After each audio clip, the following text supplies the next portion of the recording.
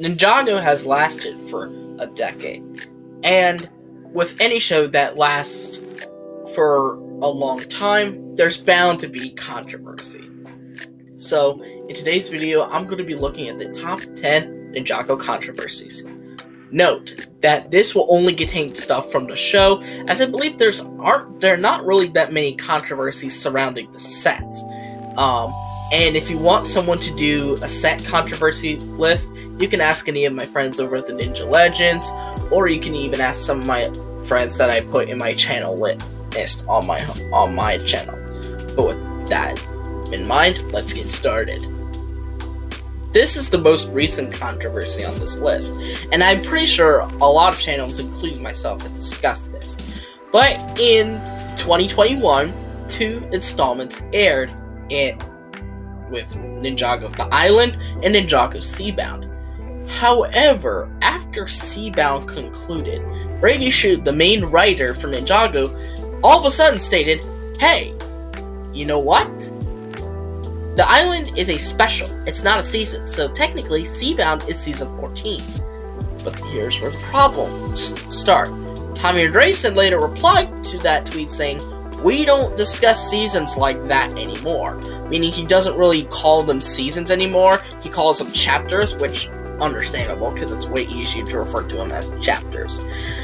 But it also somewhat contradicts what Brady says, because Tommy also said that he doesn't really care about what the fans call the seasons. So the fact that Brady is now coming out and said that this is what it should be called, it contradicts what Tommy said, because now it's given an official title, even though Tommy said the fans can call it whatever they want. And another big problem with this was that everyone at that time, including myself, called Seabound Season 15 and The Island Season 14. So why should we mess with that? Has Brady not learned of the phrase, "If it ain't broke, don't fix it"? Because you don't mess with that type of stuff.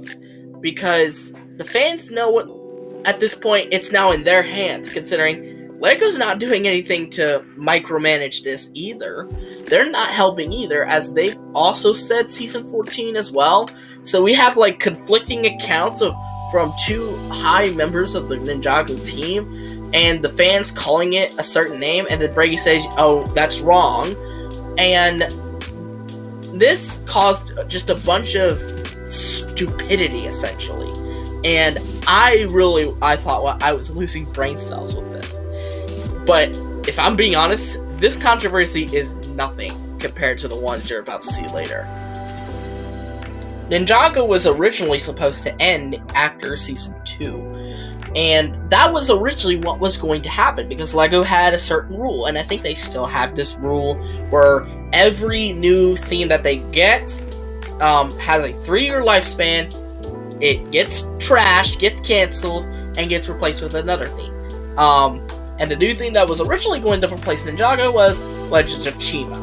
And because Ninjago was so insanely popular, it definitely did not do Legends of Chima any justice. And I believe that is the true reason why Chima just did not live up to the hype, because Ninjago's popularity was so high that it just basically took away what Chima originally was going to do. So the original cancellation of the series was definitely controversial for its time, as Ninjago fans at the time were just saddened because they thought that was it. Ninjago's over. We weren't going to see any more of it. But due to popular fan demand, it was brought back with the now famous "We Will Be Back" poster for Rebooted. And because of that, Ninjago is still living to this very day. Remember Day of the Departed, the now infamous Halloween special? Well, originally Day of the Departed was going to be a full-on season called Return of the Villains. And I'm pretty sure it was actually marketed as such when, fans got first notice of what it was going to be. But due to the delay of the Lego Ninjago movie from 2016 to 2017, don't worry, we'll get to that later. Because of that delay, Day of the Departed's idea of a full-fledged season was up in flames. And unfortunately, it was reduced in 45 minutes. And it led to a lot of disappointing reviews from fans alike. The most infamous review, I think, is from Tanner Fishies, who actually still thinks Day of the Departed is the worst installment of Ninjago he has ever seen, honestly. I think he still has it in last place, honestly. I think he still does, because it was so incredibly disappointing, especially considering the idea was so good. Old villains coming back, fan favorites like Moro and Chen coming back. What could possibly go wrong? Well, everything went wrong. Everything went to shit, basically, due to that one delay of the Ninjago movie, which we still don't know the answer to. So, hopefully Tommy or someone on the original team, like David Shane maybe, or someone, maybe even the Hagemans, can explain what caused that movie to be delayed to a year after it's a year later. But until we get that answer, we'll probably never know why this short turned out to be such a disappointment. Told you I'd talk about it later. Number 7 is the Lego Ninjago movie as a whole. Now here's the thing. There are actually 2 controversies with the movie. One, which I'll discuss later. But the first controversy, which is kind of lesser known, is that the fact that a lot of people did not like the movie because it was so different from the TV show. And they expected it to be canon to the TV show. And when fans found out that it wasn't, and that it was kind of its own thing, people were kind of angry. And basically, they kind of just crapped on the entire movie for just simply trying a different take on the entire series. Which, this may be a common thing on this list, is people do not like changes in Ninjago. As I said before, they have that mindset that if it ain't broke, don't fix it. Meaning, if it's good, don't change anything. Sometimes they think it's a tried and true principle, but Ninjago is gonna have to reinvent itself sometime, and these people just don't understand that. But, like I said before, there was another controversy about this movie that made it even more infamous. And ironically, at number 6 is the ending to Season 6. Season 6's ending is marred with controversy. And want to know why? Well, it's kind of like that trope, it was all a dream, where basically the whole season just never really happened, or at least it tries to make it seem like it never happened to some people. Some people say that it actually did happen, because Jay and Nia remember the events of Skybound. But here's the thing, a lot of people don't like the ending, like myself, because it's really lazy writing. As I said before, it feels too similar to the whole "it's all a dream" trope, and it basically kind of wastes the viewer's time, and basically almost insults their intelligence, because they wanted to see a promising climax, or at least a promising resolution for a climax, and we just didn't get that. But a lot of people actually have started to like this ending. I know my friend Nick the Brick is one of them, and a lot of people like this ending because it's unique and it's creative and it's never been done before. And a lot of people really like that it ended in such a unique way. But they have to remember, just because an ending is unique and creative does not automatically make it a good ending. It has to be executed well. You could have the greatest ideas in the world, and you could still botch it. And that's been done in Ninjago lots of times, and this is just another example. So, yeah. At the top 5 now, and at number 5, this one is not nearly as accepted as the Season 6 ending, but I think more people are starting to understand what it actually was meant to do. And this is the Season 3 love triangle. whenever you ask someone about Rebooted, and when you ask what is their least part about Rebooted, 9 times out of 10 they'll say the love triangle between Jay, Cole, and Nia. And I could definitely see why. It was terrible. The whole execution of it was just... It was just straight up butt cheeks. Like, it was so piss poorly that some people even dislike the entire season just on the love triangle. It's similar to that of dissing the entire season 6, because of the ending. At least with the season 6 ending, you could kind of diss it because of the ending, because the ending was kind of the whole thing it was building up to, whereas this one is just a small part of the entire season. It's not what the season was leading up to. But anyways, as I said before, the whole arc was completely botched. But here's a saving grace. This arc, despite how badly done this was 100% necessary. I think I said this before. And basically, why did it need to be done? Well, you wouldn't have gotten Jay versus Cole with that. And you wouldn't have received Skybound as a result. In a sense, Skybound was kind of like the result. It was kind of like, that arc was kind of like the catalyst to Skybound, essentially. So, if you love Skybound, thank this arc, even though it was so badly done. It was so badly done.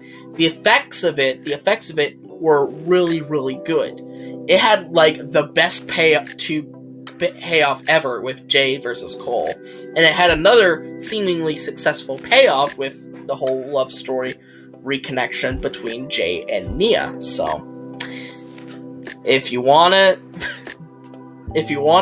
diss this arc, think about it a bit more before you even try to diss it.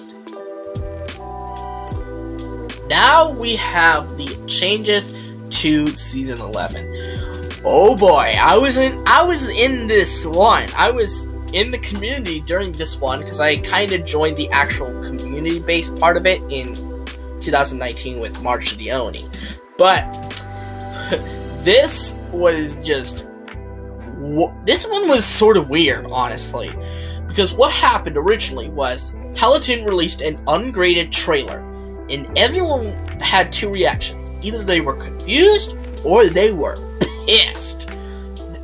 They were confused, they were like, is this what Ninjago Season 11 is going to look like? And some people kind of, jumped to conclusions and basically assumed that was how Ninjago Season 11 was going to look like. But Tommy Andreessen later cleared that up and basically said that this was ungraded, it's not going to look like that, basically. And that was okay for a while. But then we got the actual season, and oh boy, it received a lot of negative reviews from fans. The reasoning for this is because it almost seemed like the season didn't even know what it was doing, essentially. It's almost like the writers, in a sense, didn't know what they were doing. And to an extent, they didn't. Because, in my opinion, the whole reason this season exists is not to make a long-lasting story, but rather to test out the waters for the new format, the new changes that they're going through. I mean, there was a new animation change, new suit change, obviously, new writer change, and new format change. They shortened it from 22-minute episodes to 11, and it's much harder to write 11-minute episodes than it is for 22, or at least that's what it seems like, because you have to, if you have a bunch of ideas, you have to, like, cram them into an 11-minute episode, which is not easy. So, a lot of people really did not react very well with these changes, especially with Season 11, especially considering it was 30 episodes long, way too long for a season, to be honest. And honestly, it just seems like it was kind of moving itself on autopilot, almost, where it was just kind of doing things whenever it wants to, but that's because the writers weren't sure how to do with what they were trying to do. So that's why episodes like the Kaiju Vertical and the Absolute Worst exist, because that's what they were doing. All they were doing was trying to test out what these episodes were. And while I still don't like those episodes, I can understand why these episodes exist. I'm a lot nicer towards Season 11 now than I was back 2 years ago. So, yeah, I will say these changes have been liked more and more once we got more used to them. It's similar to that of number 3, but not as many people have accepted number 3 as they did with these changes. Easily, the show's most controversial thing was the redesigns. Well, the new redesigns. Because if you don't know, if you lived under a rock, as I mentioned before with the Ninjago movie, this was the more infamous controversy that came with the movie. The changes were now implemented into the show, which a lot of people despised. And I think that's because their disdain for the movie since their disdain from the movie carried over into the TV show, it's like, oh, the movie is now carrying the TV show almost, which is kind of weird, honestly. And a lot of people hated these designs, even though some of the redesigns looked better than their old ones. And it was sort of like a where were you moment. Where were you when these designs first dropped in 2017, 2018? Actually answer that question in the comments. Where were you when this happened? And I want you to answer all of these questions. Where were you when all this happened, essentially? And I remember hearing about it, and I was not actually there at the time, but I did hear about what happened. There was so much controversy just from these changes alone. I even heard that Hagman's got death threats from this. Death threats. Threats that wanting to murder them for changes to their own show. Holy crap. That is a lot of hate. And this is easily by far the show's most controversial moment. But I didn't say anything about the community just yet. Now we move on to community-based controversies. And this is easily the lesser of the two, and that is shipping wars. Shipping wars is gonna happen in pretty much every fandom to ever exist. And because Ninjago is such a small community, it's more apparent. A lot of people ship non-canon ships, like anything besides Jay and Nia, Kai and Skylar, or Zane and Pixel. And some of them ship LGBTQ plus ships, where it would be a male loving a male or a woman loving a woman. And a lot of people, especially homophobic people, hated this. Because I feel like they want these people to stick with the canon. They shouldn't go anything that isn't canon, basically. That's what I think. But I think another reason is because maybe they genuinely just hate LGBTQ plus people. Maybe they just genuinely hate them and just don't want to see anything regarding that, especially to their favorite show, Ninjago. And I have left Twitter. This is a mostly Twitter-based thing. I don't really see it that much on, like, let's say, Instagram or Reddit or any other platform. It's mostly a Twitter thing because Twitter can go to hell for all I care. Because I've left that Twitter for about 6 months ago. So I don't know if it's nearly as bad as it was in the past, but I heard it was really bad. A lot of people just simply do not like LGBTQ plus ships. And it's not just the homophobic people as well.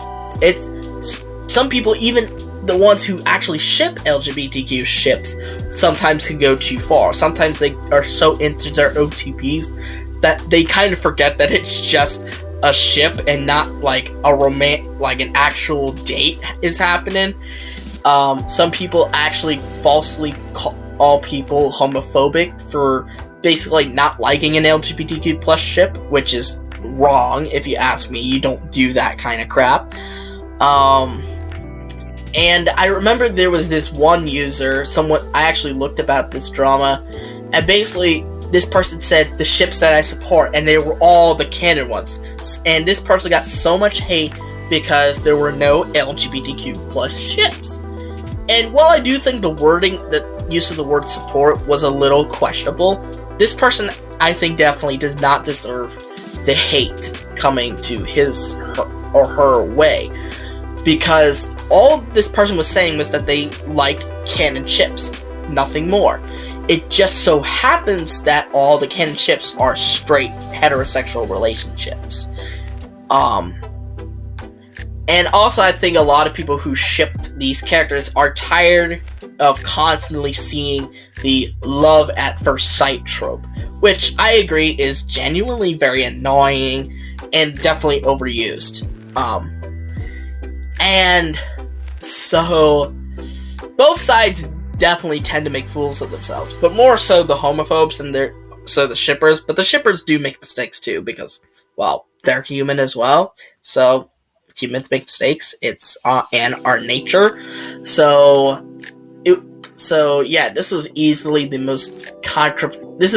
very controversial, because unlike the other ones that I discussed in the list, those were all show based. This is real life shit. You're attacking other people for not only just ships in a fictional characters in a fictional show, but you're also sometimes attacking people for simply just being who they are, which is fucked up, if you ask me. But with that being really bad, one person got so much hate. He is now literally despised by the fandom, including myself. Oh boy, this is gonna take a while. But in my opinion, the most controversial thing that has ever happened in Ninjago, whether it be show or community, is one teenager named Alan Sunil, aka Albrick Studios, or now he's known as Ninja Al. But why is this one singular person, topping all the rest? Well, I've made a video about it, but I'll just give you a taste of what he's done. He's a pervert. He asked for sexual favors. He has profited off of multiple people's deaths. Not once, not twice, not 3 times, but more than 3 times. He's done it with Jake, that kid who is sick, Kirby Morrow, the voice actor of Cole, Lego Maddie Abernathy, and I think he may have also done one with Jake, a random Ninjago fan who was killed in a car wreck. So, and he has been basically outed so much by the fandom, no one really cares that he even exists anymore. He is so despised. And I made a full-fledged video talking about this guy. So if you wanna find that video, please watch it, because it's so good. And also many other YouTubers like Daily, Over X, like, they've made videos about this too, and honestly, those videos are way better than mine, honestly. And that's just the beginning. He's also stolen content from people, and he always defends the Bible as being, oh, I'm such a good boy, such a good Christian. Like, he's using Christianity as a way to explain why he does the things he does. He does it because the Lord told me to, or something, which is incredibly messed up, especially considering he is a Christian. He's disrespectful to all Christians, honestly, because I have friends who are Christian. I have family members who are Christian, and they would despise what he was doing. That is not Christianity at all. That is just basic that is basic, I don't know what the right word, I can't think of the right word for it. That is just basic blasphemy. It's blasphemy for all I care. And oh my god. And I'm pretty sure he's homophobic too. That's why I put him above the LGBT ipping stuff because he's part of that too. But I think he's done so much insane stuff that some of these stuff that he's doing could land him in jail. Like, because I know he's still technically a minor, but he's not going to be a minor for much longer, considering I think he only has like 1 or 2 years left before he's an adult, so he might be tried as an adult if he ever goes to jail. And he was recently outed by a really large YouTube channel called Most Amazing Top 10s, which has nearly 7 million subscribers to its name. 7 million! That is an insane number. And he got outed. He was on a video called Top 10 YouTubers Who Should Be in Jail. And he was at number 2, above people like J-Station, which is what a lot of people compare him to, considering he profits off of other people's death, like J-Station did, and Onision, who is just a pervert. J-Station is also known for the whole infamous 3 a.m. challenges as well. But anyways, I could go on and on about this guy, but I don't want to extend this video any longer, and I just want to be done with this video. But anyways, what do you think is Ninjago's most controversial moment? Whether it be from show-wise, set-wise, or even community-wise. I probably should have made a trio of lists to talk about the top 5 most controversial show moments, but then again, I don't do sets as well, so it wouldn't make sense. I could do community stuff, but I don't like diving into that stuff because I actually have a series planned for that as well. But anyways, I hope you guys like this video. Give it a thumbs up, subscribe to the channel by clicking on the red subscribe button, and click on the notification bell to see every video that I will upload. And I'll see all you folks in the next video. Bye bye!